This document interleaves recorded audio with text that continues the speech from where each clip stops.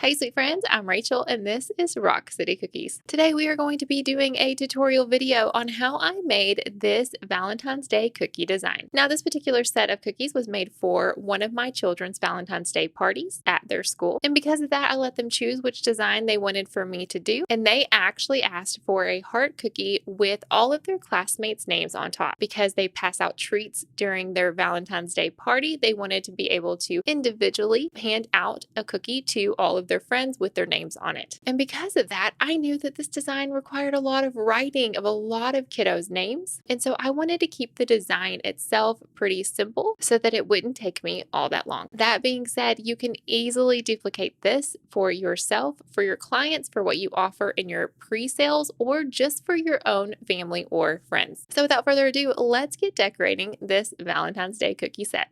Welcome to Rock City Cookies, where we talk about all things cookies.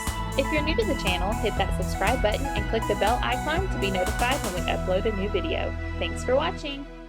Now, I'm going to apologize again. This is a totally different day, but I still have the issue of the sun on my face. I've moved all over this room. I don't know how to not get it to be on my face where my office is located in this bedroom. So you're just going to have to bear with me as I continue to work out the kinks of lighting and all of that. I just can only record in the afternoons, and so I don't really know how to avoid it. But I apologize again. I keep moving around, but the sun just keeps finding me. Okay, moving on from that, let's talk about what cookie cutter you will need for this design. Now, I chose to do this design on a heart, and this particular cookie cutter is in our Etsy shop. I'll link it down below, but you don't have to use our heart. You can use any heart that you have on hand, or honestly, this can be done on any design. It doesn't necessarily even have to be done on a heart cookie. I was just trying to make it definitely say Valentine's Day by using a heart, but you can do it on any shape that you want.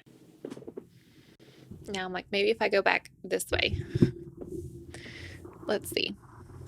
So whatever shape you choose, a heart or otherwise, the first thing you're going to do is outline your cookie. Now, when you outline, you will choose to use a thicker consistency outline so that your flood will stay on your cookie and you can get somewhat close to the edge. Some of you love to be right on the edge, which is more than fine. And some of you like to be further away from the edge so that you really don't tempt fate. You really don't worry about your icing spilling over the edge. I have found this is 100% a preference thing, so you just outline it where you're comfortable. But if you use a thicker consistency icing, it will, no matter where you outline, it will help to keep that icing that you will flood the inside of your cookie with when you fill in the inside of your cookie. It's called flooding. So when you fill in that icing, that thicker outline will help keep your icing in place and make it behave. Now, my medium consistency flood icing, it's not too thick and it's not too thin. I prefer it that way because it gives your icing a nice puff, but it also helps to prevent your icing from spilling over your outline or over the edge of your cookie. And I have found that I actually have less air bubbles when I have thicker icing than when I do when I have thinner icing. The reason why I know it's a medium consistency icing is it's all by feel. When you do it enough, you will really learn how that icing feels when you're mixing it to know if it's the right consistency. But when you are mixing it with a spoon or a spatula, which I prefer a spatula because when I am mixing up my icing and I'm blending in the color or I'm adding water, that icing really you need to be able to scrape the sides of your bowl so that you're making sure that you're really incorporating everything together. So because of that, I prefer to use a spatula so I can scrape my bowl as I'm mixing. But I know a lot of people use spoons. It's really just what you're comfortable with. But when I lift up my spatula, if that icing runs off like honey would run off of your spatula, for me, that's the perfect consistency.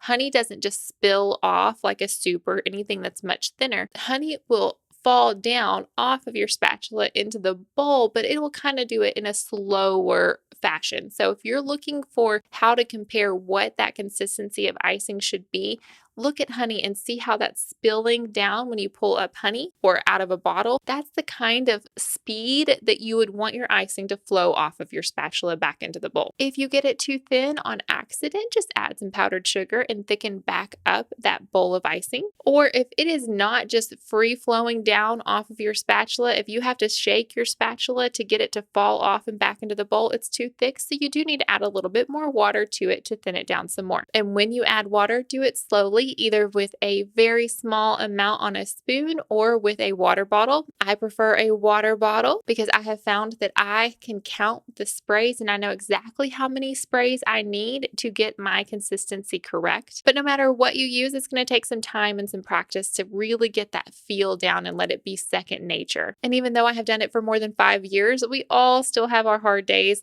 Things affect our icing all the time, so don't be discouraged if you are having problems with your icing. Some days we're just off. But once you have outlined and flooded your cookie, then you are going to pop any air bubbles. Now, the surface of this cookie is actually going to be covered, so if you do have air bubbles, it's not going to be nearly as obvious. So I wouldn't waste a whole lot of time popping all of your air bubbles. I would look for some really obvious ones because you don't want it to make your icing unstable. So if you have really big air bubbles, go ahead and pop those. But if you just have little air bubbles, honestly, at this point in time, your whole surface of your cookie is about to be covered up. So I wouldn't worry too much about making it look perfect. Now, that doesn't mean you don't need a smooth surface for your cookie. You do need a smooth surface. So if you are not able to just let your icing be there for just a second and it smooth out on its own, you may need to pick up your cookie and shake it a little bit and see if it smooths out. If it still doesn't smooth out, that means a couple of things. One, your icing is too thick, or two, you didn't put enough icing on your cookie. I have seen so many people be so afraid to actually add enough icing onto their cookie. And so what happens is it gets really uneven because there's not enough of it to smooth out and get that really nice, clean, crisp, puffy, like surface area of your cookie. So don't be afraid to add too much icing. There is a balance. If you add too much, it will fall off the side of your cookie and it'll spill over. But don't be afraid to really fill up that heart. If you don't have it smooth, either thin down that icing some more or add more icing. After you have done all of those things, you are going to need your cookie to dry a while. This is not always the case. You can sometimes come and let your cookies dry for just a couple hours under a fan and you're ready to start working on the detail work on top. But with the step that we're about to do, that is not the case. You really need to have quite a bit of dry time for your cookies before you do this next step, because we are going to be adding icing on top of our cookies. And then with a palette knife, we are going to be pushing down that icing and scraping that icing on the top of that cookie, which means that icing needs to be dry and strong to withstand that pressure, to withstand someone scraping on the top of that cookie. If it is not dry, you'll puncture right through the top of your cookie and then you'll have a mess. So definitely take your time here. Schedule enough drying time in between. So really factor that into your work time. When do you need these cookies? Okay, well, if you need these cookies within just a few hours and you only have the afternoon and that evening to work on it, I really suggest trying to spread out that work time even more. If you can flood your cookies in the morning and then not work on them again until the evening, that's really preferable for something like this. Or flood at night and then work on them the next day and do this detail work at that point in time. Something along those lines, but I really suggest that you have about 6 hours in between flooding the cookies and working on top and doing this next step. And that feels like a long time, and it is a long time, but if you can do it, please do. Otherwise, you might risk ruining all of your work and having to reflood them anyway. Now, I do put all of my cookies under a fan. Highly important that you do that to help give that shine, to help speed up the process of drying. But also, if you have a dehydrator, you can speed up the process as well. I do not have a dehydrator, so I'm not sure how long it would take in a dehydrator before you can move on to the next step. But I imagine it would speed up the process significantly. My feet are going to sleep. Hang on. I got this new chair. It's the TikTok chair. I don't know if you've heard of it or not. I'll try to see if I can look. So it's like this really big chair that you can cross your legs on while you work, which makes me so happy because I am not comfortable unless my legs are curled up underneath me. And so while I'm decorating cookies and everything, and I'm up here for hours on end, it drives me crazy that I can't cross my legs or pull my legs up. So this chair allows me to do that. And my desk is one of those IKEA sit-stand desks. And so I can like heighten or lower my desk, which is great because then I can really curl my legs up however I want them underneath me while I'm working. But it's the first time I'm recording with this chair and it's like squeaky. So I'm sure my microphone is not liking it. And I'm sorry if you are getting some of that noise coming through on the video, but I really do love the chair. And it was super cheap. Anyway, it was one of my Christmas presents. I highly recommend it. I don't know. It was on TikTok, so I don't know that I can link it or anything like that. I can see if I can link it or not, but I really do highly recommend it. And it also swivels really well. So I have a really hard time sitting still in these videos anyway, or just in life in general. So anyway, if I keep moving around too much, I'm sorry. So many disclaimers in this video. It's just life right now. Sorry, friends. All right, now back to what we were talking about, and let's move on to the next step, which is putting your icing on top of your cookie with a palette knife. Now, you don't have to have a palette knife. You can use like a regular kitchen knife. You can use a cheese knife. You can use a butter knife. You can use whatever you want for this. I personally prefer to use my palette knives just because there's absolutely zero sharp edges, so I don't have to worry about it puncturing through or scratching my cookie too much. Even though I still did scratch, you can see it in the video some. I did actually still scratch my cookie a little bit here, but it was covered up by the other icing, so it wasn't a huge deal. So I didn't stress about it too much. But I do really love my palette knives. I use them often and they're really inexpensive. Again, I will link them down below. I've linked them a million times in all my videos because I use them so much, but they're really, really cheap and they last for a long time. I hand wash them, I air dry them, and they have held up really well. So I'll link them down in the description box below, but you are more than welcome to use whatever you have on hand. This business eats up so much of our profit by a lot of the things that we have to buy to be able to do this business. I definitely never want to just recommend that you spend money when you don't need to spend money because we work so hard and so much of this profit needs to go in our pockets to pay our bills or to save up or whatever your goal is for doing this business and the extra income. So I never recommend you buying things unless you absolutely need them, but I do think that you would get a lot of use out of the palette knives if you just had them on hand for all sorts of different designs and different techniques and different uses. With your icing on top of your cookies, you are not going to want to have too thin of an icing here. I prefer a thicker icing when I am doing this kind of smear technique, because if your icing is too thin, when it spreads out, it won't look as cool. It won't have as great of an effect if it's too thin, because it'll kind of just look more like a blob than to have like that texture that you're looking for here. But also because I'm doing multiple colors in a row, if I have too thin of an icing, when I go to put the next color down, they'll blend together too much, and I really want them to stay individual. I want them to be their each individual color, not mixed together. And so in order for that not to happen, you have to have thicker icing. When I am making my icing bags, I always have two consistencies of every color because I never know when I'm going to need a thick consistency for that color. So unless it's just, I know I'm only going to be doing detail work and I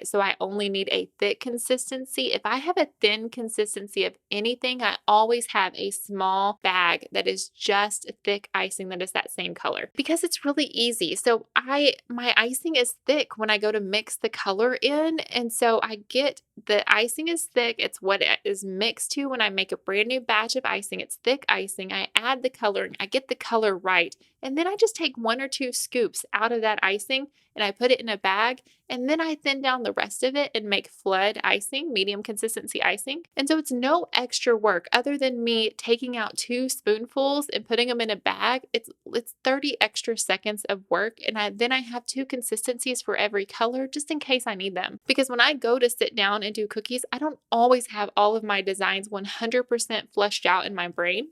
I'm busy. I mean, I'm like you guys, we have multiple orders a week. I don't have time to sit there and design every single aspect before I get going sometimes. I just don't have that luxury. Sometimes I just have to get started and hope I find my way as I'm working on a set. And because of that, I also want to make sure I have all of the different designs, all of the different colors, all of the different consistencies available to me in case I need to change my mind or change a design I had in my head or anything like that. Therefore, I always have 2 consistencies of every single color, no matter what. Because of that, this thick icing is actually the thick outline outline consistency that I use on the outside of the hearts. So I'm not having to make a whole extra bag just for this part of the design. I'm able to use that exact same consistency that I already had made, which is the thick outlining consistency. And the reason why I chose these colors is because I was doing multiple designs for Valentine's Day, and I wanted to have a simplified color palette that I could use over multiple designs. The last design I showed you was the heart eyes, and so this time I'm able to use that same color palette on these hearts. Now you can use any color palette you want, it does not matter at all, but whatever color palette you choose,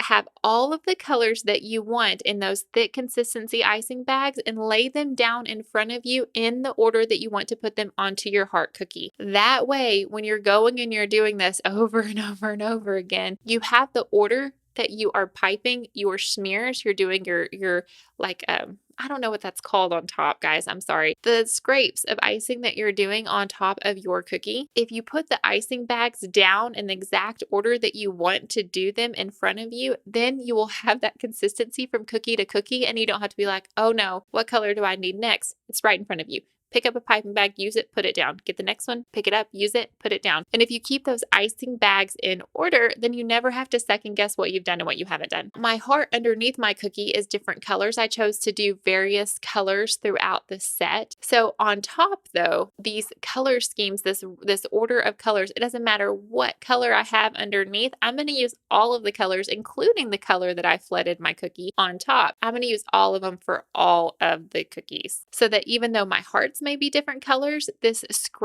icing scraping on top, it is going to be the same over every single heart cookie in this set. And that color on color is also, it adds something. I love a monotone. It just adds something extra. So I definitely recommend keeping whatever color scheme that you're doing across all the cookies, no matter what the background, no matter what the flood of the cookie is. Editing Rachel here real fast to say I didn't like how I explained how to do this process. So what you will need to do is you will need to pipe some icing, that thick icing, onto your cookie. You can do it in a squiggly line. You can do a couple blobs of icing. Just make sure you have enough there that it'll spread out the entire length of the cookie that you need it to be. And then with your palette knife, just put your palette knife on a little bit of an angle and then just pull that icing down, and it'll scrape down your cookie that way so that you can have nice full coverage. If you have to add a little bit more icing to get the coverage that you want, just go back at the top of your cookie, add a little bit more icing, and then scrape it again. Or while you're scraping, you're going to be getting that little extra icing on top of your palette knife, or on the bottom of your palette knife while you're scraping. So you can just use that extra icing that you scraped. You can just pick up your knife again, go over just a little bit and scrape a little bit more and spread your icing out that way. Now you're going to want to do one color at a time. So you'll pipe the icing, scrape, pipe the icing, scrape, pipe the icing, scrape. And you'll do that until you have all of your colors done. To simplify things, you can also work on multiple cookies at once. So you can do one color on 4 or 5 cookies at one time, and then put your icing bag down, and then get another color and scrape that color on all of your cookies at once, and then put that icing bag down, and then pick up the other one. So you can actually make this process a lot faster by not having to pick up that piping bag so many times, by working on multiple cookies at once, which is what I did after I recorded the content for this video. For the rest of the cookies, I did do an assembly line, and that made the process a lot faster. One of the perks of doing design like this is that it does not have to be perfect. Every single one of my cookies looked a little bit different because this isn't a perfect process, and I love that. It takes away all pressure. It gives you a freedom to be able to work quickly, and it adds a little bit of artistic element to it as well. So no perfectionist here, just pipe, scrape, pipe, scrape, pipe, scrape. And if every cookie looks just a little bit different, there is no problem there. Editing Rachel, just one more thing. I did forget to mention that every time after you scrape the icing and you switch colors, you will actually need to wipe off your palette knife. So I just have a wet rag next to my cookie while I'm working. And so when I go to switch colors, I just clean off that palette knife before going on and pulling down the icing again on the next color. So make sure you're cleaning your palette knife, keeping it nice and clean line so that you're not spreading those colors all the way throughout your cookie, but only where you want it to be. Honestly, I get asked this a lot, and I realize I don't always say it in my videos enough. So after I have finished piping this part, I only let this icing dry for just a few minutes. It doesn't take long at all. In fact, by the time that I have scraped all of these cookies and I've done all of them, by the time that you go back to the very first ones that you did, they will be ready to finish off with the piping on top with the names on top right away. Because they really just need to kind of crisp over just a little bit to be able to handle the new icing. And because you're doing thick icing for both things, both for the scraping of the icing, the smearing of it, and for the writing of the names, both of those are thick icing, so they're not going to blend together. But it really just needs just a couple of minutes because thick icing will get crusty really quickly. So you don't have to wait a very long time for that thick icing to start drying enough to be able to move on to the next step. So I only wait just a few minutes and then I'm ready to move on so that I can finish up these cookies and be done. Now I chose to put names on top of these cookies because it was for my son's class and he wanted the personalization of all the names on those cookies, but you definitely don't have to do it. This looks like a great Valentine's Day option just with the cookies on their own. This is great if you're doing a wedding set. This is great if you're doing anniversary cookies. This has a lot of different options where you don't have to just do this design for Valentine's Day. I've done a similar one with a rainbow theme. So the cookies were all rainbowed. And so I did a white heart and then I did the smearing of the colors on top in a rainbow order. So